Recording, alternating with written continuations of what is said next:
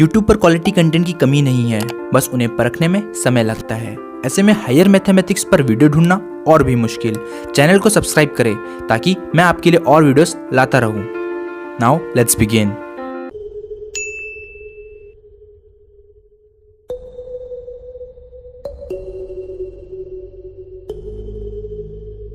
Hello friends, welcome back to the another video of this playlist. Make sure that you have watched our previous video.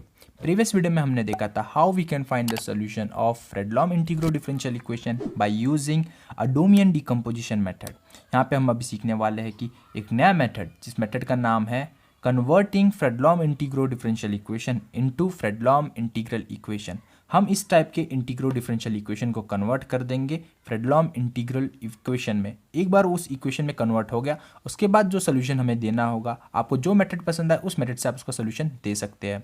तो बढ़ते एक example की तरफ जहाँ पे आपको ये कंसेप्ट और अच्छे समझ में आएगा। प्रीवियस वीडियो को आपको एक बार फिर से देख लेना चाहिए ताकि उस वीडियो में हमने जैसा किया था सेम यहीं पर हम वैसा ही करने वाले हैं। वहाँ पर फर्क कितना था, वहाँ पर हमने अडोमियन डिकम्पोजिशन मेथड यूज़ किया था, बट उससे पहले का जो स्टेप था, यूज़ करने से पहले का जो स्टेप था, सेम स्टेप यही है। वहाँ पे हमने क्या किया था, जो भी हमारे पास इंटीग्रो डिफरेंशियल इक्वेशन था उसको हमने कन्वर्ट किया था। फिर उसके बाद हमने अडोमियन डिकम्पोजिशन मेथड अप्लाई किया था। यहाँ पे क्या करना है, ये तो इन जनरल है, यहाँ पे भी आपको सेम वही करना है। और इसके बाद एक बार वो कन्वर्ट हो गया, कन्वर्ट करने के बाद आपको पता है कि इसका सोल्यूशन कैसे दिया जाता है। इस पर मैंने सेपरेट प्लेलिस्ट बना रखी है, और जो मेथड आपको पसंद है उस मेथड को यूज़ कीजिए और इस टाइप के इंटीग्रल इक्वेशन का आप सोल्यूशन फाइंड कीजिए। That's it. तो चलो एक एग्जाम्पल ले लेता हूँ ताकि आपको ये मेथड और अच्छे समझ में आएगा। एग्जाम्पल फर्स्ट, जैसा कि आप देख सकते हो ये है हमारे पास फ्रेडलॉम इंटीग्रो डिफरेंशियल इक्वेशन। ठीक है, अब इस टाइप के इंटीग्रो डिफरेंशियल इक्वेशन का हमें फाइंड करना है सोल्यूशन। अब सोल्यूशन फाइंड करने के हमने बहुत मेथड सीख चुके हैं। जो पहला मेथड हमने सीखा था वो था direct decomposition, direct computational method था, या फिर उसे डायरेक्ट मेथड भी सिंपली कहा जाता है। दूसरा हमने सीखा था कि अडोमियन डिकम्पोजिशन मेथड क्या होते हैं। इसके अंदर भी हमने दो सब पार्ट देखे थे। हमने यूजुअली नॉइज टर्म फिनोमेना को ज़्यादा अच्छा से प्रीफर करते हैं क्योंकि इससे आंसर जल्दी आता है और शॉर्ट भी है, टाइम कंज्यूमिंग भी नहीं है। तीसरा मेथड हम अभी सीखने जा रहे हैं, जो कि हम यहाँ क्या करने वाले हैं, इस टाइप के इंटीग्रो डिफरेंशियल इक्वेशन को हम कन्वर्ट कर देंगे सिंपली फ्रेडलॉम इंटीग्रल इक्वेशन में। एक बार वो उसमें कन्वर्ट हो गया और उसके बाद हम जानते हैं हमारे पास बहुत सारे मेथड्स पड़े जिससे हम इसका सोल्यूशन दे सकते हैं। ठीक है, तो इसको पहले हम इसमें कन्वर्ट कर देंगे। तो जैसे कि आप यहाँ देख सकते हो, ये है मेरे पास एक फ्रेडलॉम इंटीग्रल डिफरेंशियल इक्वेशन, इसको हम कन्वर्ट करने वाले हैं। तो कन्वर्ट करने का फंडा एक ही है, क्या है, जितने भी nth डेरिवेटिव का आपको गिवन है उसको आपको उतनी बार उसका इंटीग्रेट करना है। अगर यहाँ पे सेकंड ऑर्डर का आप डेरिवेटिव देखने को मिल रहा है तो सेकंड टाइम्स 2 टाइम्स हमको उसका इंटीग्रेट लेना है। अगर यहाँ पे थर्ड ऑर्डर का आपको डेरिवेटिव टर्म देखने को मिल रहा है तो आपको उसको 3 बार इंटीग्रेट करना पड़ेगा। ये एक फ्रेडलॉम इंटीग्रो डिफरेंशियल इक्वेशन है। तो ये जो कर्नल होता है वो सेपरेबल होता है, इसीलिए ये जो हमारा अंदर का जो एक्स है इसको पहले बाहर मैंने निकाल दिया है। ठीक है, नहीं तो आप कंफ्यूज हो जाओगे, बोलेंगे कि यह उसकी तरह तो दिख नहीं रहा है, इसीलिए मैंने ये अंदर का जो एक्स था वो सेपरेबल फॉर्म में होता है पहले ही निकाल दिया है। ठीक है, और एक चीज़ यहाँ पे नोट करने वाली बात यह है, कभी भी इंटीग्रो डिफरेंशियल इक्वेशन के साथ इनिशियल कंडीशन हमेशा गिवन होती है। ये सेकंड ऑर्डर का तो हमारे पास 2 कंडीशन गिवन होगी, एक है u ऑफ 0 इक्वल्स टू 1 और u dash of 0 equals to 1। ये ऑलरेडी क्वेश्चन में गिवन था बट मैं लिखना भूल गया था, तो कोई बात नहीं, बढ़ते अपने सोल्यूशन की तरफ। तो यहाँ पे हम सबसे पहले क्या करेंगे, इसको इंटीग्रेट करेंगे, और इंटीग्रेट करते समय एक चीज़ याद रखनी है, उसका जो रेंज होगा हमेशा 0 to x लेना है। तो सबसे पहली बात, इसको हम इंटीग्रेट कर देंगे। फर्स्ट टाइम हमारा इंटीग्रेट है, integrate with in range 0 to x के रेंज में इसको हम इंटीग्रेट कर देंगे। So integration 0 to x, u double dash of x नहीं आएगा, t आएगा, क्योंकि ये चीज़ें मैं ऑलरेडी आपको बता चुका हूँ। dt मेरे प्रीवियस वीडियो में मैंने आपको एक्सप्लेन किया था, which is same as integration 0 to x e raise to the power t minus t plus, देखो ये मैंने ऑलरेडी निकाल रखा है। अब ध्यान देखो, हम इंटीग्रेट कर रहे हैं तो ऐसे में ये जो इंटीग्रेशन है 0 to 1 t times u of t, जब आप इसको सॉल्व करोगे तो आपको मिलेगा एक कांस्टेंट। ठीक है, और हम इंटीग्रेट कर रहे हैं, जहाँ जहाँ x है वहाँ पे t से रिप्लेस कर देना है। So plus t times integration 0 to 1 t times u of t dt। 2 minute के लिए इसको अज्यूम करो कि ये जो इंटीग्रेशन है ये कांस्टेंट है और उसको मैं अल्फा से रिप्रेजेंट कर रहा हूँ, सपोज 2 मिनट के लिए। ठीक है, तो यहाँ पे जो x था, ये x को मैंने t से रिप्लेस कर दिया और ये कांस्टेंट अल्फा बन जाएगा। ठीक है, alpha, where alpha is this whole term, this integration term. अब ठीक है, और इनटू dt। ठीक है, इसको इंटीग्रेट करना है। अब देखो, दैट इज इसका इंटीग्रेशन करेंगे तो u डैश ऑफ t मिलेगा, whole term ranges from 0 to x, same as यहाँ इंटीग्रेट करना स्टार्ट करते, E raise to the power T मिलेगा इंटीग्रेशन, माइनस टी का इंटीग्रेशन होता है T square by two, plus अब अल्फ़ा बाहर आ जाएगा, अब टी का जो इंटीग्रेशन है again T square by two आ जाएगा, ठीक है। और this whole term, but alpha कितना है वो आपको यहाँ लिखना जरूर पड़ेगा, क्योंकि हम यहाँ पे बता नहीं रहे कि अल्फ़ा क्या है। हमारा अल्फ़ा क्या है, 0 to 1 t times you of T D T, और जो अभी इंटीग्रेशन करके आया t square by two, whole term ranges from 0 to x। अब बस पुट कर देते हैं, यहाँ हमें मिलेगा U dash of x minus U dash of zero which is equals to E raise to x minus x square by two plus this integration as it is, that is T times you of T D T, और ये हमें मिल जाएगा X square by two, minus lower limit put करेंगे तो हमें क्या देखने को मिलेगा, E raise to the power zero that is one, और ये टर्म जीरो हो जाएगा और ये टर्म भी जीरो हो जाएगा, बस हमें माइनस वन टर्म देखने को मिलेगा।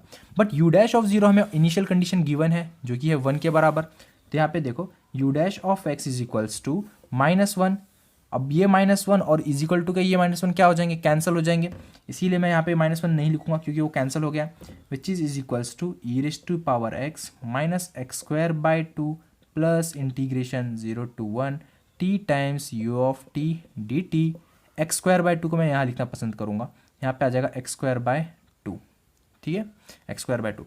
अब हमारे पास अभी भी हमको एक और बार इंटीग्रेट करना है, तो फिर से इसको इंटीग्रेट कर देंगे, तो मैं इसको एक बार अच्छे से फिर से लिख दूंगा सारी चीज़ें जो जो हमने यहाँ पे एवेल्युएट की है।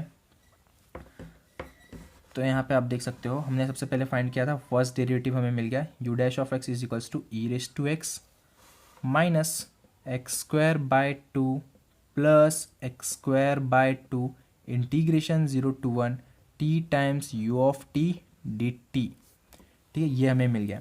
अब फिर से इसको हम करना है integrate with in range, so integrate करेंगे कहाँ से कहाँ तक, 0 to x इंटीग्रेट करेंगे, integration 0 to x you dash of x, यहाँ फिर से यू डैश ऑफ टी आएगा क्योंकि यहाँ पे ऊपर लिमिट में पहले ही x है तो यहाँ पे अंदर x का फंक्शन नहीं आ सकता, u dash of T D t which is equals to integration 0 to x e raise to t minus x की जगह पे टी को रिप्लेस कर दो, t square by two plus t square by two, again यहाँ पे थोड़ा आपको केयरफुल होना है, ठीक है। अब यहाँ केयरफुल क्या होना है कि ये जो टर्म है ये कांस्टेंट होगा तो उसको अल्फा की तरह ट्रीट करो, तो ये टर्म एज इट इज़ मैं 2 मिनट के लिए अल्फा मान रहा हूँ, इस पूरे टर्म को यहीं पे लिखना है तो अल्फा से मैं इसको रिप्रेजेंट कर रहा हूँ, थोड़ी देर में इससे इसको हम रिप्लेस कर देंगे, तो आपको डायरेक्ट यही टर्म लिखना है, मैं अल्फा लिख रहा हूँ, इसका मतलब ये नहीं कि आप भी एग्जाम में अल्फा लिखोगे, आपको यही टर्म यहाँ लिखना है, मैं आपकी समझने के लिए अल्फा लिखा है मैंने, ये कॉन्स्टेंट है, ठीक है, ये अल्फा आ गया। अब ये पूरा इंटीग्रेट कर रहे हैं तो किसके रिस्पेक्ट में कर रहे हैं, टी के रिस्पेक्ट में कर रहे हैं, इसलिए डी टी, कन्फ्यूजन ना हो इसीलिए अल्फा से रिप्रेजेंट किया है,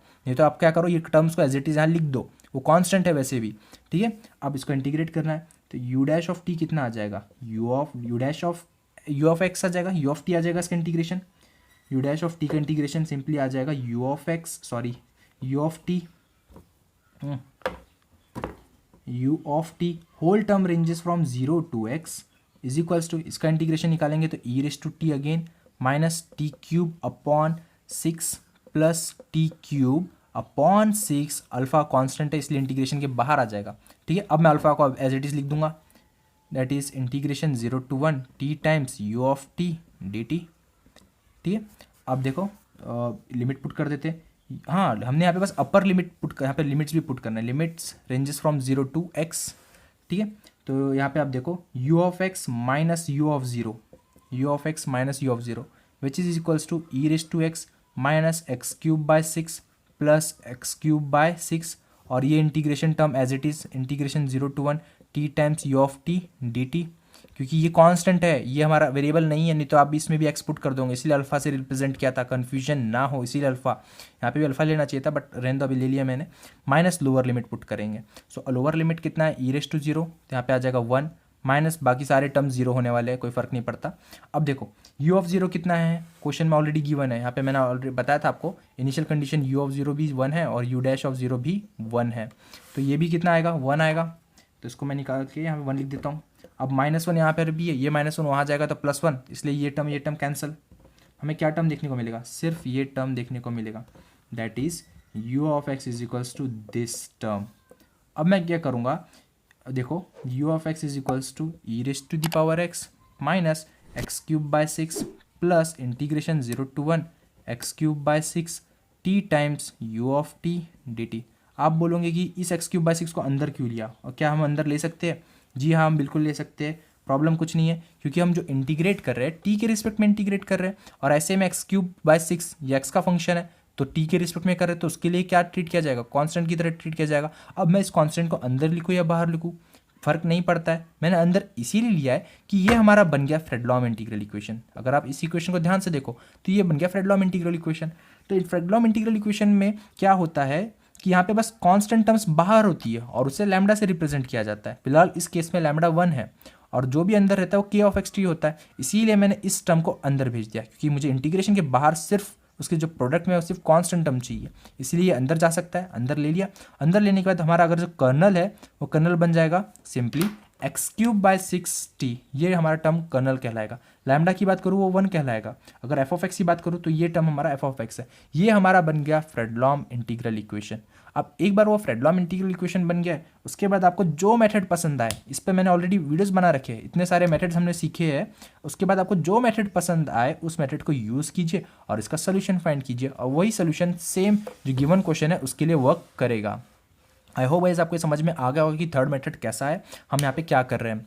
अगर मेरा वीडियो पसंद आया है तो इस वीडियो को लाइक कीजिए, कमेंट कीजिए, अपने दोस्तों के साथ इसे शेयर कीजिए, चैनल पे नए हो तो चैनल को सब्सक्राइब कीजिए। मिलते हैं नेक्स्ट वीडियो में।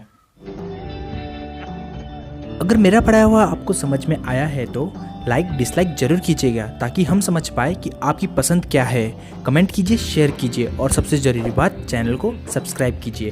Thank you so much, love you, take care, bye bye.